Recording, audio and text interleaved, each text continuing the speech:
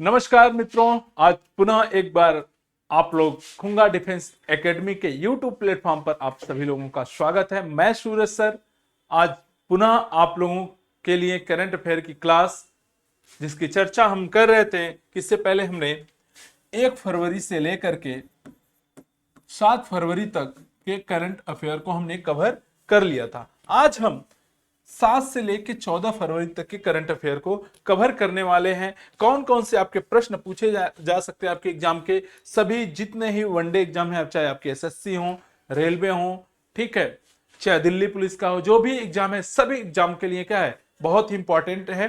तो इसलिए देखिए, आपके एग्जाम के लिए इस तरह कह भी सकते हैं कि करंट अफेयर अपने आप में बहुत ही व्यापक है, क्योंकि करंट अफेयर में आपकी हिस्ट्री भी है, ज्योग्राफी भी है, पॉलिटी भी है, साइंस टेक से रिलेटेड जितने उसमें नवाचार आएंगे सारे इसमें जुड़ते जाते हैं। तो इसलिए यह क्लास आपके लिए क्या है, बहुत ही महत्वपूर्ण हो जाती है। चलिए, जो प्रश्न है वह प्रश्न क्या है देखते हैं कि बजट की बात करता है। बजट 2025 के अनुसार क्या कह रहा है? बजट 2025, अभी आपका बजट पेश किया गया था फरवरी में, ठीक है। बजट 2025 के अनुसार अगले 5 वर्षों में सरकारी स्कूलों में कितनी अटल टिकरिंग लैब स्थापित करने की योजना है? ऑप्शन ए है 40,000, बी 45,000, सी 50,000, डी 55,000। तो सबसे पहले इसके जवाब आप लोग कमेंट में करते रहिएगा, तब तक हम आपको बताते हैं अटल टिकरिंग क्या था। अटल टिकरिंग का मतलब है कि जो विद्यालय हैं, जो स्कूल है, यहां पर एक लैब स्थापित किया जाए। क्या किया जाए? एक लैब स्थापित किया जाए और यहां पे जो बच्चे हैं, गांव के बच्चे, शहर के बच्चे, उनमें क्या हो, नए नए जो आइडिया आते हैं, उस अपने आइडियाज को क्या करें, वो ला सकें। इसीलिए यह अटल टिकरिंग लैब स्थापित की जा रही है, ठीक है। और जो योजना है यह 50,000 तक की है, ठीक है। चलिए, अब अगला प्रश्न देखते हैं। अगला प्रश्न कह रहा है, अमेरिकी राष्ट्रपति डोनाल्ड ट्रंप ने 1 फरवरी 2025 को किन देशों से आयात पर टैरिफ लगाया? ए मैक्सिको, कनाडा और चीन, बी मैक्सिको, भारत और चीन, सी कनाडा, जापान और चीन, डी मैक्सिको, कनाडा और जापान। चलिए, इसका आप जवाब बताइए कि किन देशों के आयात पे टैरिफ की बात कर रहा है। टैरिफ बताइए। सबसे पहले हम इसको जानने से पहले देखेंगे कि टैरिफ होता क्या है। यदि हम टैरिफ की बात करें, तो जब हम किसी देश से क्या करते हैं, आयात करते हैं, कोई भी सामान हम क्या करते हैं, परचेज करते हैं, तो वहां की गवर्नमेंट क्या करती है, उस पर कुछ टैक्स लगाती है। उसी टैक्स को हम क्या कहते हैं, टैरिफ कहते हैं। और यह टैरिफ मैक्सिको, कनाडा और चीन पर क्या है, अमेरिका ने किया था, लगाया था, ठीक है। चलिए, अगला प्रश्न है कि 2 फरवरी 2025 को अंडर 19 महिला T20 क्रिकेट विश्व कप किस देश ने जीता? ऑस्ट्रेलिया, बी दक्षिण अफ्रीका, सी भारत, डी इंग्लैंड। तो बताइए, 2 फरवरी 2025 को जो अंडर 19 महिला T20 क्रिकेट विश्व कप था वह किस देश ने जीता है? बताइए। तो इसका जो जवाब है, भारत ने। किसने? भारत ने। किसको? भारत ने क्या किया है, दक्षिण अफ्रीका को 9 विकेट से हराकर, कितने? 9 विकेट से हराकर इस मैच को जीता है। कितने? 9 विकेट से हराकर इस मैच को जीता है। चलिए, अब हम अगले प्रश्न पे चलते हैं और अगला प्रश्न है कि 1 फरवरी 2025 को मुंबई में आयोजित बोर्ड के वार्षिक समारोह में बीसीसीआई के लाइफ टाइम अचीवमेंट अवार्ड से किसे सम्मानित किया गया? A Ravi Shastri, B Farokh Engineer, C Sachin Tendulkar, D colonel C K Naidu. तो जो ये BCCI lifetime achievement award देता है, यह लाइफ टाइम अचीवमेंट अवार्ड है क्या? लाइफ टाइम अचीवमेंट अवार्ड का मतलब है कि यदि कोई व्यक्ति उस क्षेत्र में क्या है, पारंगत है, उस क्षेत्र में उसने क्या किया, उस तरह की क्वालिफिकेशन, उस तरह की योग्यता को हासिल कर लिया है, तो उन्हीं लोगों को क्या है, लाइफ टाइम अचीवमेंट अवार्ड दिया जाता है, ठीक है। तो यह life time achievement award Sachin Tendulkar को क्या किया है, दिया गया है 2025 का, ठीक है। 2025 का लाइफ टाइम अवार्ड दिया गया। अगला प्रश्न है, सेम प्रश्न यहाँ पे रिपीट हो गया है। देखिए अब अगला प्रश्न है 23, कह रहा है फरवरी 2025 तक भारत में किन राज्यों में सबसे अधिक रामसर स्थल हैं। रामसर स्थल की बात कर रहा है। तो रामसर स्थल की बात करें तो समझते हैं कि रामसर स्थल होता क्या है। राम स्थल जो है यह एक ऐसी भूमि है जो जैव विविधता क्या करती है, जैव विविधता को बढ़ाने का काम करती है। यहाँ पे जो जीव जंतु होते हैं, जो जीव जंतु हैं उनके पर्यावरण को सुरक्षा मिलता है। क्या मिलता है, उनके पर्यावरण को सुरक्षा मिलता है। और जल शोधन की बात करें, क्या करें, जल शोधन की बात करें, बाढ़ नियंत्रण की बात करें, इत्यादि कई सारी बातों को मद्देनजर रख के ये रामसर के अंतर्गत आते हैं। ठीक है, और जब स्थल की बात कर रहा है तो अभी तक हम रामसर स्थल आप देखेंगे भारत में रामसर जो स्थल हैं कितने हैं, तो 89, कितने हैं, 89 रामसर स्थल भारत में अभी तक पाए गए हैं, जिसमें 20 स्थल के साथ तमिलनाडु, 20 में कितने, तमिलनाडु में सबसे ज्यादा 20 रामसर स्थल हैं। ठीक है, यहीं पे हम दूसरी बात करें, दूसरे पर रामसर स्थल उत्तर प्रदेश में कितने हैं, दूसरे स्थान पर उत्तर प्रदेश है। उत्तर प्रदेश के यहां आप देखेंगे 10 रामसर स्थल हैं। ठीक है, चलिए अब अगले प्रश्न की तरफ बढ़ते हैं। और अगला प्रश्न है कि विश्व स्वास्थ्य संगठन, क्या है, विश्व स्वास्थ्य संगठन WHO ने हाल ही में उच्च रक्तचाप यानी जो बीपी की बात करें और संबंधित हृदय रोगों से निपटने के लिए क्या सिफारिश की है। ठीक है, तो ए ऑप्शन आपका कह रहा है सोडियम का सेवन बढ़ाएं, बी कह रहा है नियमित टेबल नमक की जगह पोटेशियम युक्त नमक का विकल्प का उपयोग करें, सी पोटेशियम का सेवन करें, डी आहार से नमक को पूरी तरह हटा दें। ठीक है, तो बताइए इसका जवाब क्या होगा।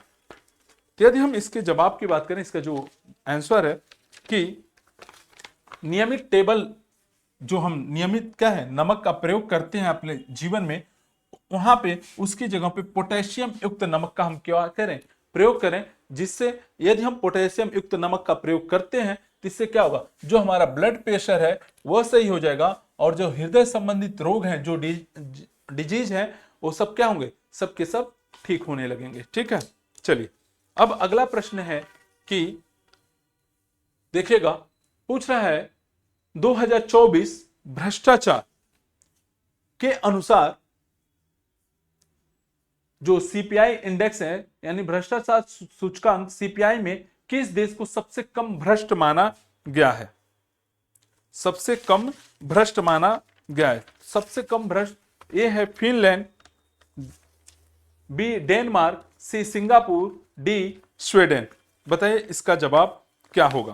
यदि हम भ्रष्टाचार सूचकांक की बात करें, सीपीआई का मतलब होता है बेटा कि ट्रांसपेरेंसी, क्या है, ट्रांसपेरेंसी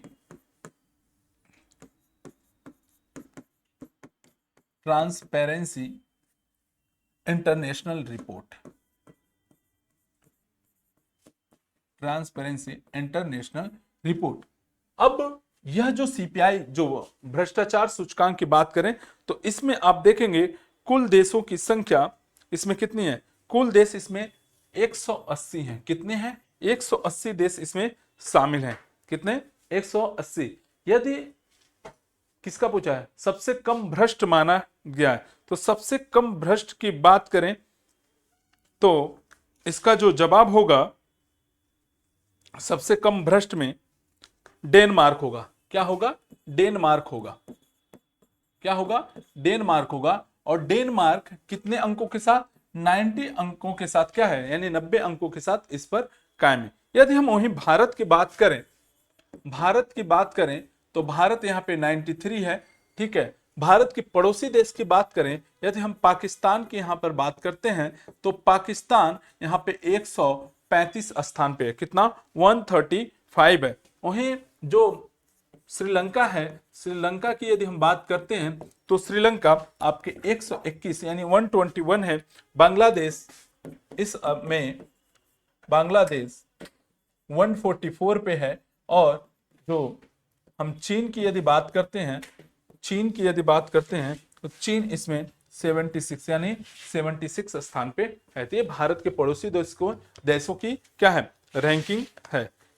और सबसे भ्रष्ट देश की बात करें, यहाँ पे क्या है, सबसे कम पूछा है। यदि सबसे अधिक आप लोगों से पूछें तो सबसे अधिक भ्रष्ट देश में दक्षिणी सूडान है। क्या है, दक्षिणी सूडान है। और दक्षिणी सूडान 180 यानी 180 अंक के साथ इस स्थान पर क्या है, बना हुआ है। चलिए अगला प्रश्न,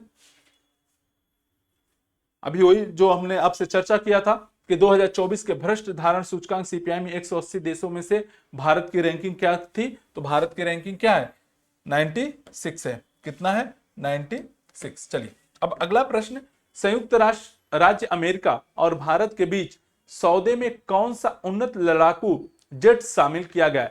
ए है F-16 fighting falcon, F-22 Raptor, F-35 lighting 2 और FA-18 सुपर हॉर्नेट। तो बताइए इसका क्या होगा। यदि हम बात करें, जो हमने अभी संयुक्त राष्ट्र जिस अमेरिका से खरीदा है लड़ाकू विमान, ये 5वीं पीढ़ी का लड़ाकू विमान है। कौन सा है, 5वीं जनरेशन, 5वीं पीढ़ी यानी 5th जनरेशन, 5th जनरेशन का यह लड़ाकू विमान है, जिसका नाम है F-335 लाइटिंग सिस्टम। यह इसमें नई प्रकार की तकनीकी लगी है। यदि यह किसी युद्ध क्षेत्र में जाएगा, ठीक है, तो वहां से सभी चीजों की निगरानी कर सकता है। ठीक है, अपने साथ भारी भरकम जो युद्ध सामग्री है उनको लेके जा सकता है। ठीक है, तो कई सारे फीचर्स इसमें दिए गए। अब अगला प्रश्न है कि संविधान के किस अनुच्छेद के तहत 13 जनवरी 2025 को मणिपुर में राष्ट्रपति शासन लगाया गया था। ऑप्शन है आपका आर्टिकल 20, आर्टिकल 235, 252, बी 356, सी 360 और आर्टिकल 365। तो जब राष्ट्रपति शासन की बात आती है तो आप जानते हैं कि राष्ट्रपति शासन किस अनुच्छेद के तहत लगाया जाता है। ठीक है, तो जो आर्टिकल 352 है यानी अनुच्छेद 352 है, आपको पता है कि यहाँ पे राष्ट्रीय आपातकाल की बात करता है। किसकी बात करता है, राष्ट्रीय आपातकाल, नेशनल इमरजेंसी। क्या है, नेशनल इमरजेंसी की बात करता है। यदि हम अनुच्छेद 356 की बात करें तो 356 में आपका क्या होगा, 356 में आपका राष्ट्रपति शासन लगाया जाता है। ठीक है, फिर 360 यहां पे लिख देते हैं राष्ट्रपति शासन। ठीक है, और 360 की बात करें तो यहां पे वित्तीय आपातकाल की बात होती है। क्या है, वित्तीय आपातकाल, वित्तीय आपातकाल। अब कहेंगे सर 365 में क्या है, तो 365 की बेटा यदि हम बात करते हैं तो राष्ट्रपति, यदि लगता है केंद्र सरकार की यानी राज्य सरकार क्या करें, यदि केंद्र सरकार के नियमों का पालन न किया जाए, केंद्र सरकार के नियमों का यदि पालन नहीं होता है, नियमों का पालन नहीं होता है, नियमों का पालन नहीं होता है, तो ऐसी स्थिति में,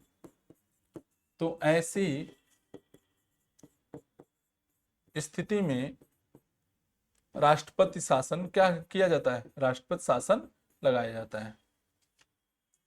ठीक है बेटा, समझ गए आप लोग। तो बस यही था इस प्रश्न का। ठीक है, चलिए अब आगे बढ़ते हैं। खेल उद्योग समाचार साइट स्पोर्टिको के अनुसार 2025-24 में दुनिया के सबसे अधिक वेतन पाने वाले एथलीट कौन बने हैं। ए है Lionel Messi, Cristiano Ronaldo, Stephen Curry और लेब्रॉन जेम्स। तो इसका जो बेटा जवाब है कि किसको मिलता है, तो वह मिल रहा है क्रिस्टियानो रोनाल्डो को। क्रिस्टियानो रोनाल्डो को आप देखेंगे जो इनका वेतन है 260, क्या है, 260 मिलियन है। कितना, 260 मिलियन डॉलर, 260 मिलियन डॉलर इनको क्या है, वेतन दिया जाता है। ठीक है, अगला है प्रश्न, फरवरी 2025 में किस देश के खिलाफ पुरुष क्रिकेट वनडे सीरीज 3-0 से जीती? ऑस्ट्रेलिया, इंग्लैंड, दक्षिण अफ्रीका, न्यूजीलैंड। तो इसका बेटा जो सही जवाब होगा, यह 12 फरवरी को खेला गया था। कब खेला गया था? 12 फरवरी को मैच था, 12 फरवरी को था। और 12 फरवरी के इस मैच में आप देखेंगे यह हो रहा था अहमदाबाद में। कहां हो रहा था? अहमदाबाद में, अहमदाबाद में। और भारत ने 142 रनों से क्या किया? इंग्लैंड को हरा करके इस सीरीज पर जीत हासिल की। चलिए अब अगला प्रश्न है कि 38वें राष्ट्रीय खेल में पुरुषों की भाला स्पर्धा में स्वर्ण पदक किसने जीता? ए है नीरज चोपड़ा, बी रोहित यादव, सी सचिन यादव और डी शिवपाल सिंह। तो आपको पता है कि जो 38 राष्ट्रीय खेल हो रहा है, यह जो राष्ट्रीय खेल का आयोजन किया जा रहा है, आप सबको पता है कि कहां पे किया जा रहा है? उत्तराखंड में। उत्तराखंड के कई स्थानों पर क्या है? राष्ट्रीय खेल का आयोजन किया गया है। ठीक है, तो किसने स्वर्ण पदक जीता है भाला फेंक में? तो इसका जो होगा जवाब वह होगा सचिन यादव। कौन होंगे? सचिन यादव। इन्होंने, सचिन यादव ने 84.39 मीटर क्या किया है? भाला फेंका है। ठीक है, और यह इस खेल का आयोजन कब प्रारंभ हुआ? पूछ दे, आयोजन कब हो रहा है इसका? तो लिखिए, आयोजन इसका 28 जनवरी से लेकर के आप देखेंगे कि 14 फरवरी तक इसका क्या किया गया? आयोजन किया गया। चलिए अब अगला प्रश्न है आपका कि फरवरी 2025 में वाशिंगटन डीसी को अपनी यात्रा के दौरान नरेंद्र मोदी किस अमेरिकी राष्ट्रपति के साथ महत्वपूर्ण चर्चा करेंगे? तो बेटा इस प्रश्न में कुछ है नहीं, सभी लोग बता सकते हैं। ए है Joe Biden, B Donald Trump, Barack Obama, George W Bush. तो आपको पता है कि ये जो दोनों राष्ट्रपति हैं पहले रह चुके हैं।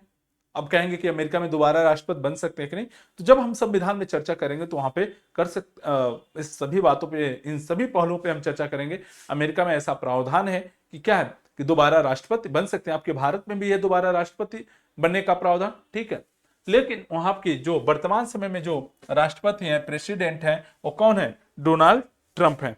ठीक है बेटा, डोनाल्ड ट्रंप है। अभी यहां से हम मोदी जी जाएंगे तो क्या चर्चा करेंगे? हालचाल पूछेंगे कि शादी विवाह के बारे में बात करेंगे कि लड़ाई करेंगे? नहीं बेटा, यहां पे जा रहे हैं रक्षा संबंधित मुद्दों पर क्या करेंगे? बात करेंगे। किस पे? रक्षा संबंधित पे मुद्दों पर। व्यापार, भाई व्यापार करेंगे तो तभी तो इनकम आएगा। तो व्यापार संबंधित मुद्दों पर, नवाचार, इन सभी मुद्दों पर क्या करेंगे? जाके वहां पे बात करने वाले हैं। ठीक है, चलिए अब अगला प्रश्न है आपका कि भारतीय रिजर्व बैंक ने फरवरी 2025 में कोटक महिंद्रा बैंक लिमिटेड पर लगाए गए व्यवसायिक प्रतिबंधों को हटा दिया। प्रतिबंध हटाने के बाद कोटक महिंद्रा बैंक कौन सी विशिष्ट ग्राहक अधिग्रहण गतिविधियां फिर से शुरू कर सकती है? ए होम लोन जारी करना, बी ऑनलाइन और मोबाइल बैंकिंग चलाने चैनलों के माध्यम से नए ग्राहकों को जोड़ना, नई शाखाएं खोलना, अंतरराष्ट्रीय बैंकिंग लेन देन। तो जो आरबीआई ने रोक लगाया था कोटक महिंद्रा पर, तो उसका जो जवाब होगा ऑनलाइन और मोबाइल बैंकिंग चैनलों के माध्यम से नए ग्राहकों को क्या कर सकती है? जोड़ सकती है। ठीक है बेटा, आज हम प्रश्नों को, श्रृंखला को यहीं पे समाप्त करते हैं। फिर हम अगले सैटरडे आपको पुनः खुंगा एकेडमी के यूट्यूब चैनल पर मिलेंगे। तब तक के लिए आप लोग खुश रहिए, मस्त रहिए, हंसते रहिए, मुस्कुराते रहिए और जिंदा रखिए अपने आप को। ठीक है, और ये भी कहूंगा कि इंटरनेशनल आज वुमेन डे है, तो आप सभी बहनों और माताओं को इंटरनेशनल वुमेन्स डे की ढेर सारी शुभकामनाएं। Thank you.